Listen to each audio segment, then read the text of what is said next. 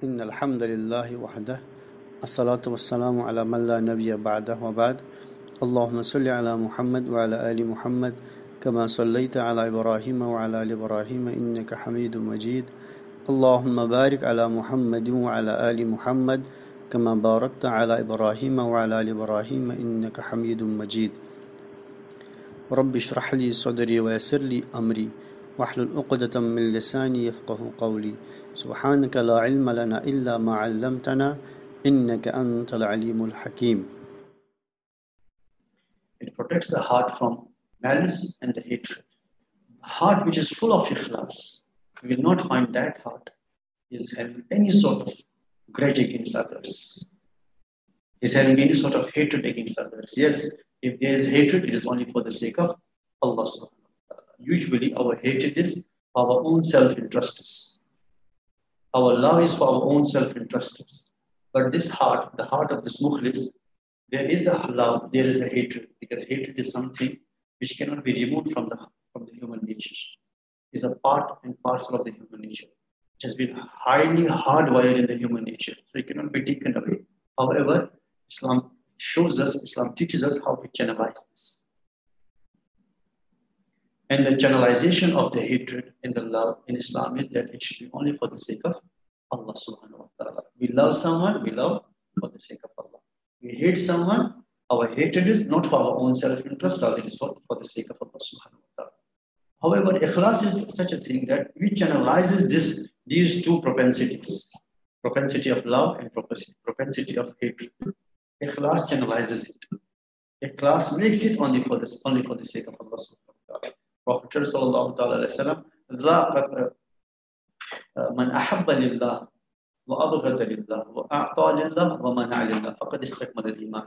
Imam Bukhari rahimahullah has recorded this hadith. Man ahabba lillah, whoever loves only for Allah, wa abghada lillah, and hates for Allah subhanahu wa ta'ala. Wa a'ta lillah, when he gives only for Allah. Wa mana'a lillah, when he stops for Allah subhanahu wa ta'ala. When a person is having this type of state of heart, faqad istakmala al-iman, his iman is perfected. He got the perfection of iman. So 4 things are mentioned to achieve the perfection of iman: love for Allah, hatred for Allah, give for Allah, stop for Allah subhanahu wa ta'ala. It means Allah becomes the sole objective of the life. The rest and emotion of a person wholly and solely becomes for Allah subhanahu wa ta'ala. So the 6th thing is that it protects a person from malice and hatred. Heart is purified, heart is protected. Sayyidina Zayd ibn Sabit radhiyallahu anhu, he says, Anna Nabiya sallallahu alaihi wasallam called, that the Prophet sallallahu alaihi wasallam said, Salas, la yuqallu alayhinna qalbu min muslim, ikhlasul amal lillah, wal munasihatu li ayyimatil muslimin, wal luzumu jama'atihim, fa inna da'watuhum tawhidun min wara'ihim. Prophet sallallahu alaihi wasallam, 3 things are there. La yuqallu alayhinna qalbu min muslim, that no heart of a believer will be covered if these things are there. No heart of a Muslim will have the malice or the hatred if these 3 things are with him. First one is ikhlasul amal lillah. Just doing all the amal, all the actions for the sake of Allah. Purifying the amal from the riya, refining the amal from the ostentation, and protecting the amal from any sort of show off. It's the first precondition for the heart to be safe from the malice and the hatred. Second one, to be sincere towards the leaders of the Muslim. And here, Ayyimatul Muslimin doesn't mean the politicians. Ayyimatul Muslimin refers to scholars of Islam. And to be sincere towards the scholars of Islam, towards the leaders of Islam who lead the Ummah. And the third thing, waluzumu jama'atihim, and sticking to the group of the Muslims, to the nation of the Muslims. So these are the 3 things which Prophet sallallahu alaihi wasallam, that the Muslim's heart will not find any sort of malice. So ikhlas, the first condition for this is ikhlas. So ikhlas protects the person. it fully protects and ensures that he's not having any sort of grudge against him. And that's also a sign that a person will get paradise. There's a hadith that Prophet Sallallahu Alaihi Wasallam was among the Sahaba, and Prophet said, the man of Jannah is coming. The man of Jannah is coming. And the Sahabi was coming, and he had done the fresh ablution, and even some of the drops of the water, ablution were dripping. And he came, and second day, Prophet ﷺ was with the Sahaba. He again repeated that the man of Jannah is coming. Again, the same Sahaba, in the same situation came. After doing his ablution, and some of the drops of water were dripping from his beard, and Abdullah bin Umar was watching it. Third day, Prophet ﷺ again said, the man of Jannah is coming. And he entered in the same situation. And third day, Sayyidina Abdullah bin Umar, he said, I was determined that I will see what amal he is performing, which earned this glad tidings for him that Prophet ﷺ said for 3 consecutive days that he's man of Jannah, man of Jannah, man of Jannah. So he went to see him, and he told him that, uncle, I had some words with my father, so I cannot stay at my home. I want to stay with you. And he welcomed him. So Abdullah bin Umar says that all through the night, I was just having the vision on him. I watched all the night what he's doing. I did not find any specific or significant amal. I thought to myself, maybe because of my presence, he did not perform that amal. So I stayed for the second night. Still the same thing. I stayed for the third night. Still no change.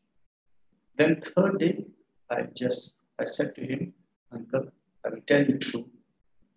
There was nothing wrong with my father. Actually, Prophet ﷺ said about him like this. So I wanted to see the amal that caused you to earn this glad tidings of the Jannah. He said, my nephew, you see what I did. There is nothing more which I do. So Sayyidina Abdullah bin Umar, he says, he was about to leave. Then he called him back. He said, I do one thing when I go to the bed, when I want to sleep, before my sleep, I forgive all the Muslims who have done any wrong. I don't find any sort of grudge against anyone. This is qalb mukhlas. It's qalbun mukhlas. The heart which is purified heart.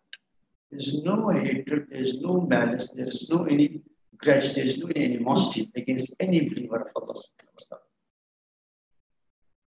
And Sayyidina Abdullah bin Umar, I said to him, this is the thing which brought you these laurels. This is the thing which many people lack. That having a sound heart where there is no grudge against anyone. And it's the barakah of the ikhlas. And second thing, Ibn Umar says, I also found him that whenever he would turn in his sleep, I found him doing the dhikr of Allah subhanahu wa ta'ala. Every time I saw him turning from right to left or left to right, he was doing the dhikr of Allah subhanahu wa ta'ala. So these two things were which made the Prophet sallallahu alaihi wasallam inform the Sahaba that he's a man of Jannah. So this is the thamar of ikhlas. Is a fruit of the ikhlas that a person's heart is protected from the malice and the hatred. And there are many other thamara or the fruits of the ikhlas. We inshallah discuss them after a short. If so far there is any question with anyone, you can ask.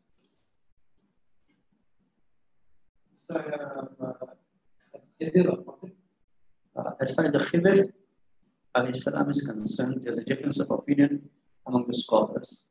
Whether he was a prophet, he was an angel, or he was a wali of Allah subhanahu wa ta'ala. Majority of scholars, they say he was not prophet, he was wali of Allah subhanahu wa ta'ala. But some scholars say that he was from the angels. He was not a human being, not the prophet, but he was an angel. But the preponderant opinion is that he was a waliullah, he was wali of Allah subhanahu wa ta'ala, but not the Prophet. Is there anything else we know about him besides the story? Okay.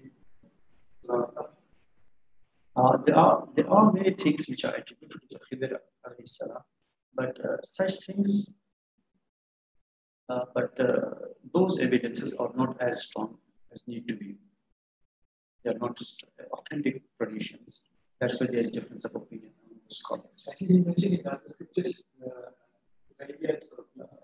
I'm not sure about it, whether it has been mentioned in other scriptures or not.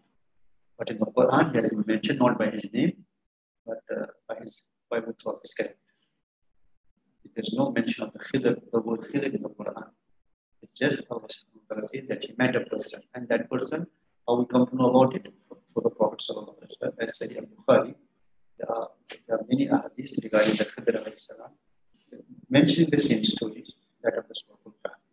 But there are many other narrations, but they are not authentic. That's why there is difference of opinion among the scholars. There's another question. Ikhlas seems to be easier said than done. How do we know that we have achieved full ikhlas upon doing an amal? Is there any indication? One question. Other question is, he is a prophet. I would like to say, calling Khidr wali would cause problems in later date. I don't know why it will cause any sort of problem if we call him a wali, because these are the scholars of Islam who have these opinions. It's not my opinion. I'm just a student of knowledge. But what I say here, I see what ulama say, what our scholars say about the Khidr alayhi salam, that there are different groups. One group say he's a prophet, other group say no, he's not a prophet, he's one. And even those who say he's a prophet, they say one of their argument is that if he's not a prophet, then why Allah mentioned him in the Quran? And the answer to this question is Allah subhanahu wa ta'ala mentioned many other pious persons in the Quran, like the Luqman. Majority of scholars also say that he's not a prophet, he's a pious person, he's a wali. So while Allah subhanahu wa ta'ala mentioned many wali in the Quran, so he also mentioned the Khidr alayhi salam. Then second group of scholars, they say he's wali, not the prophet. And there's another group of scholars, they say he's the angel. That's why he could kill the person, because Sharia is applied to the humans and the jinns, not to the angels. So he killed the innocent boy, he damaged the boat, he did all this because Sharia was not applied to him. So these are the arguments. Because in Malaysia we have fantasy wali. You cannot ask anything about something. So it's not necessary that people agree. Whatever they believe, they have their own choice of opinion to accept whatever they believe. But I'm here saying the different opinions regarding the Khidr alayhi salam. As far as the first question is concerned, ikhlas seems to be easier than done. How do we know that we have achieved full ikhlas upon doing an amal? Is there any indication? As far as ikhlas is concerned, this question is concerned, we inshallah refer to this when we discuss about how to achieve the ikhlas. And there are certain methods. When we adopt them, inshallah, it's hoped that our ikhlas will be perfect. When we discuss how to achieve ikhlas, there, inshallah, I address this question. Any other question? Okay, now you can settle it down yourselves. I have never heard of an listen to wali in Malaysia. So stay with us, inshallah. We will have a short break and inshallah we'll move forward. The Thamaratul Ikhlas, or the fruits of the Ikhlas. Another fruit of Ikhlas is, so far we have discussed the 6 fruits of Ikhlas, and the 7th one is that Ikhlas, it manifolds and multiplies the reward. As Prophet said, Allah subhanahu wa ta'ala says in the Quran, Man jaa bil hasanati falahu ashru amthaliha. Whoever performs the good deed, he will have the reward multiplied by 10. Falahu ashru amthaliha. Man jaa bil hasana. Whoever performs a good deed, he will be rewarded multiplied by 10. So this is a minimum scale which is mentioned by the Quran. However, at another place, it is mentioned he will get 700 times. So this difference in the reward from 10 to 700 wholly and solely depends upon the ikhlas.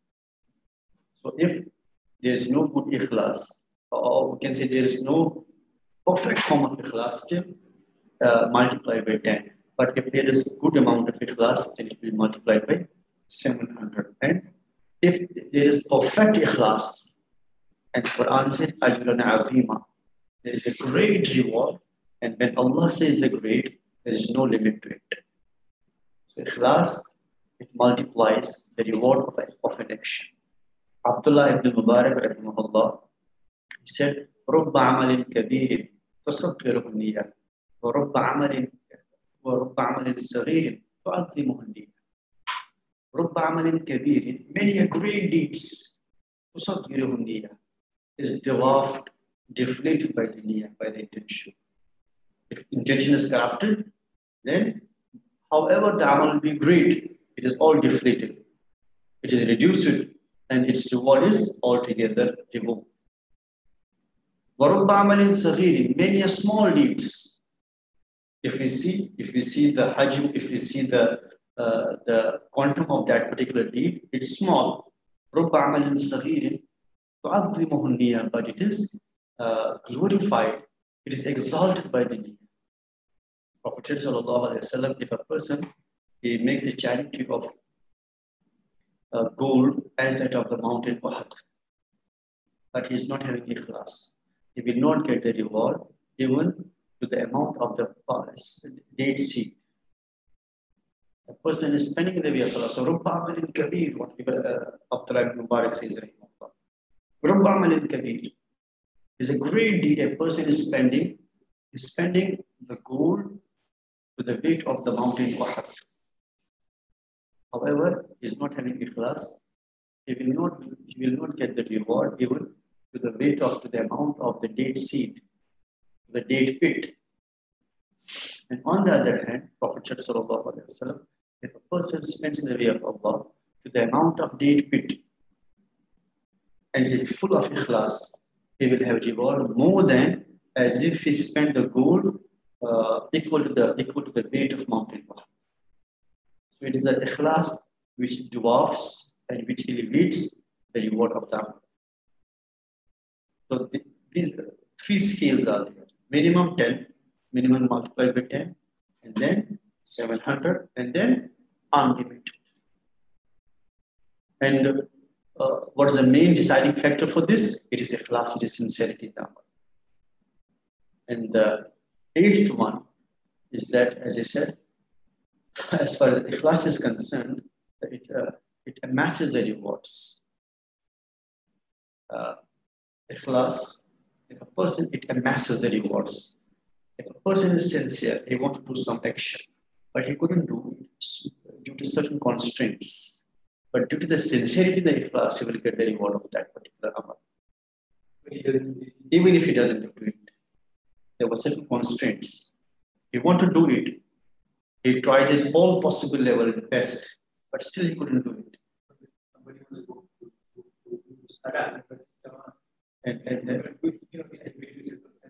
And because of the circumstances, he could not get to there, he could not get over there, he will have the reward. A person, we should just perform the Umrah, perform the Hajj, but there are many things which stops him. Depending upon his sincere niyyah, Allah will write the reward in his account. So this is a fruit of the ikhlas. Prophet sallallahu alaihi wasallam is mentioned Sahih al-Bukhari, and also Imam An-Nawawi has also mentioned this hadith in Riyadh al-Salihin. There's a chapter, Ikhlas Babun Niyyah, in which Imam An-Nawawi has mentioned this, and also Imam Bukhari has mentioned also this hadith, that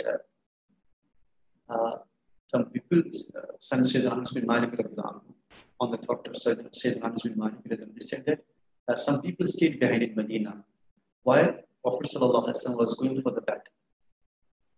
So some people, they stayed in Medina, they could not join the Prophet and due to some constraints, but they got the same reward. Prophet when they were passing through the valleys and the different areas, Prophet that they have not crossed any gorge, they have not crossed any mountain pass, except there are certain people in Medina, إِلَّا شَرَكُوكُمْ فِي الْأَجْرِ.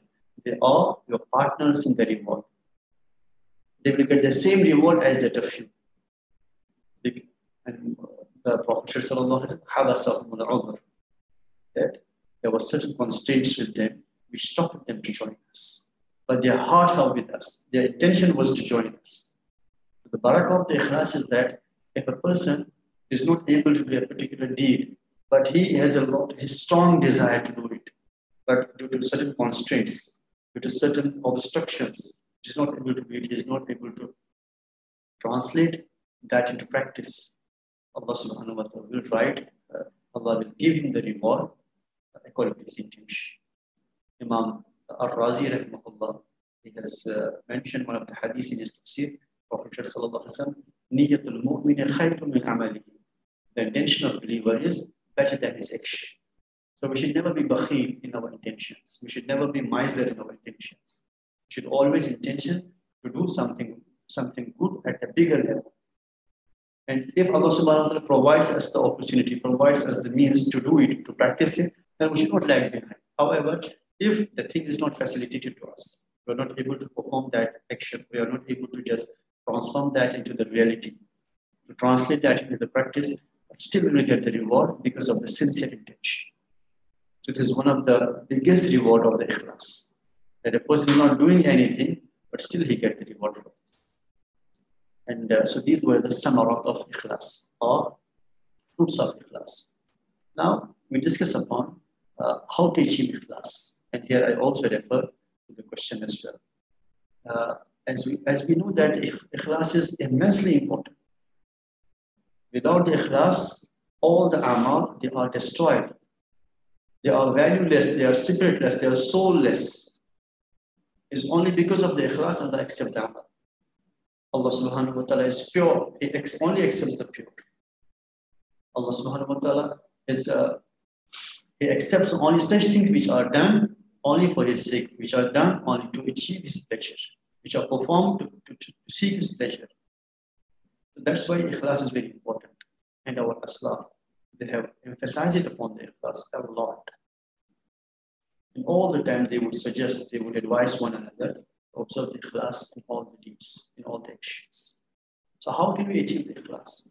There are certain steps to be followed. First thing is that a person must focus upon achieving the pleasure of Allah. A person should always realize that why Allah created you and for whom Allah created you. Why Allah created me, whom Allah created me for. Why Allah created me? This will make us to just refresh, revive our purpose of worship. The main purpose behind our creation is to worship Allah subhanahu wa ta'ala. That's why Allah created us. That's why Allah created me. That's why Allah created you subhanahu wa ta'ala. And for whom? It's for Himself. He did not create us for anyone else. Yes, we have the relationship with many people. We have a relationship with the spouses, with the parents, with the children, with the siblings, with the friends, with the neighbors, with kids and kins. These are the secondary relationships. Our primary relationship and our primary cause of existence is Allah subhanahu wa ta'ala.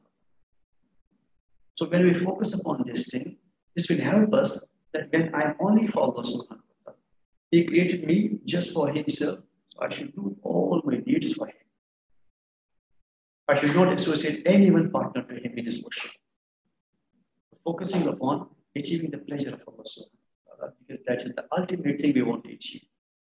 And this pleasure of Allah subhanahu wa ta'ala makes our life blissful and makes our akhirah joyful. Without pleasure of Allah subhanahu wa ta'ala, we are deprived of the comfort of dunya and the success of the akhirah. We cannot achieve it. So Allah subhanahu wa ta'ala's pleasure should be our sole objective to achieve. And even the Jannah, what is the Jannah? It's a manifestation of Allah's pleasure. Jannah is a manifestation of Allah's pleasure.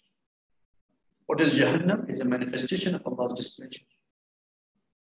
When we focus upon the ikhlas, when we focus upon the pleasure of Allah subhanahu wa ta'ala, achieving the pleasure of Allah subhanahu wa ta'ala, it will boost our ikhlas. It will strengthen our ikhlas. It will help our ikhlas to grow more and more strong. And second thing is important, reflecting upon the immortality of dunya. Realizing the fading nature of this dunya.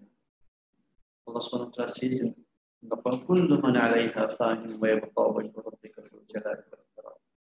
Everything which Allah created is bound to be destroyed. Everything is going to be destroyed. So the people we are doing the amal for, we are performing the deeds for, they are also going to be destroyed. They are going to be rotten in the graves. They are themselves helpless. They are themselves dependent on Allah subhanahu wa ta'ala. Why should we do something for other than Allah subhanahu wa ta'ala? So this entire dunya is a zillu zahil, is a fading shade. Sayyidina Abdullah bin Umar says, Prophet ﷺ advised me, Ya ghulam, O child, listen to the advice. Kun fi dunya ka'annaka gharib aw abiru sabil. You stay in dunya, ka'annaka gharib, as if you are a foreigner, as if you are a stranger. Kun fi dunya ka'annaka gharib. You stay in dunya as if you are a stranger.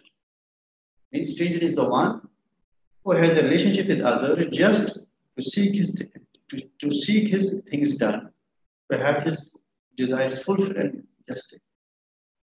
He doesn't develop a strong and deep relationship with others because he knows that after a few days I have to leave this place.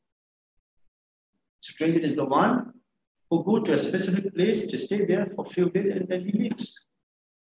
So he doesn't develop the deep relationships with the people where he goes to.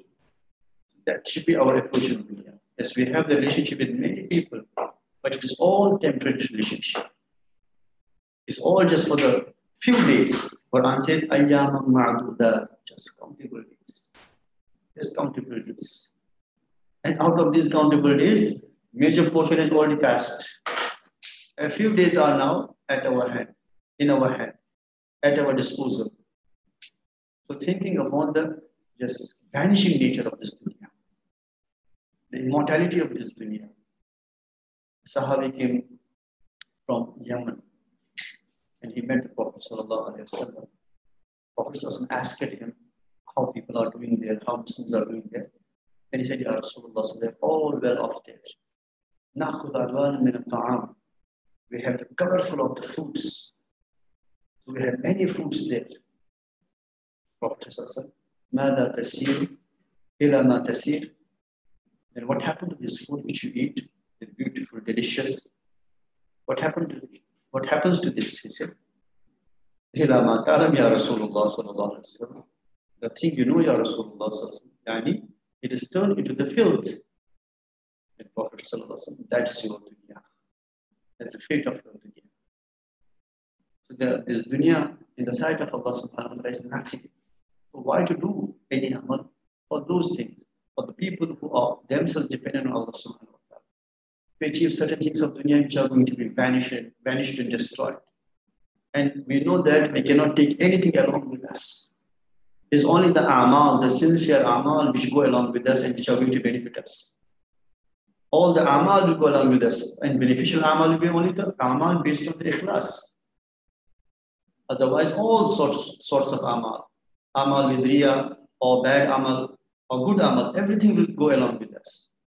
Only the amal, different forms of the amal, and the only beneficial amal based on ikhlas are going to benefit us. The rest of the amal, they are not going to benefit us, rather they are a source of doom for us on the day of judgment. So focusing upon the vanishing nature of this dunya, fading nature of this dunya. Once upon a time, Prophet sallallahu alaihi wasallam was walking. It's a very famous hadith, and the Sahaba were along with the Prophet sallallahu alaihi wasallam, and they came across with a dead goat, with the ears cut off. Then Prophet sallallahu alaihi wasallam took hold of it and asked the Sahaba, which one of you purchased this dead goat whose ears were cut off? Who will purchase this in 1 dinar of dirham? He said, Ya Rasulullah sallallahu alaihi wasallam. Even if this were alive, still could not purchase because it is full of defects. The cut ear of the goat, it is full of defects. If it were alive, still we could not purchase. And not to talk about that when it is dead. Prophet Sallallahu is an example of your dunya. That is the example of dunya you are crazy about. This dunya in the sight of Allah subhanahu wa ta'ala is like jifa. Sayyidina Ali said, dunya jifa. This dunya is like a dead animal. Jifa, corpse, is a dead animal. Dunya jifa, and those who want to seek it, they are the dogs of dunya. Means those who don't observe the limits of Allah, just setting aside the limits of Allah subhanahu wa ta'ala, halal, haram, mixing together. They're crazy about the dunya. Prophet Sayyidina Ali said, they are the dogs of dunya. They are the dogs of the world who want to achieve this dunya by God. Sayyidina Ali bin Abi Talib radiallahu anhu, when Allah subhanahu wa ta'ala granted him the khilafah, he became the khalifa, then he was in charge of the Baitul Mal as well, and he would see heaps of the gold, heaps of the silver, and he would address the heaps of the gold, heaps of the silver. Ya Safra, Ya Bayda, Gurri, Khairi. With the gold and the silver, you deceive someone else. I'm not going to come under your push, under your influence. Knowing the nature that this time, okay, this is a thing the people want to achieve, but how long it will stay with them? They have to leave it behind. No one on the surface of the planet can take anything of dunya. The only thing we take from dunya, what is that? The only thing in terms of material things, our kafir, not that. That's the only thing we can take from dunya. Allah says in the Quran, وَلَا تَنْسَ نَسِيبَكَ مِنَ الدُّنْيَا. Don't forget your portion from dunya. Many scholars, they say, don't forget your portion from dunya means you have to also work for dunya. So the halal means. But Imam al-Qurtubi has given a beautiful explanation of this verse. He says, وَلَا تَنْسَ نَسِيبَكَ مِنَ الدُّنْيَا. Don't forget your portion from dunya means don't forget your kafan. If that is the only portion from dunya you take along. Other scholars, they say, it means you must focus upon the halal earning and this, so that you can ensure you that's there. But Imam al-Qurtubi gives a beautiful explanation. He says, وَلَا تَنْسَ نَسِيبَكَ مِنَ الدُّنْيَا. Don't forget your portion from dunya is your kafan. It's your last shroud, your last garment. The only thing you take from dunya. Then why to do the things for other people? Why not to do this? Do it for the one we are returning to and going to meet. So when we reflect upon the vanishing nature of this dunya, this will help us to achieve ikhlas. This will help us to strengthen our ikhlas. This will help us to do all the things only for the sake of Allah. And then there are other important things.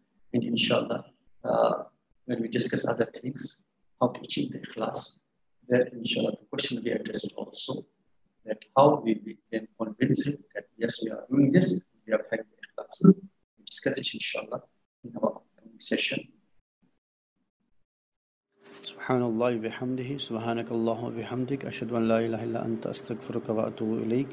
Subhana rabbika rabbil izzati amma yasifun wa salamun alal mursaleen walhamdulillahi rabbil alamin. Wassalamu alaikum wa rahmatullahi ta'ala wa barakatuh.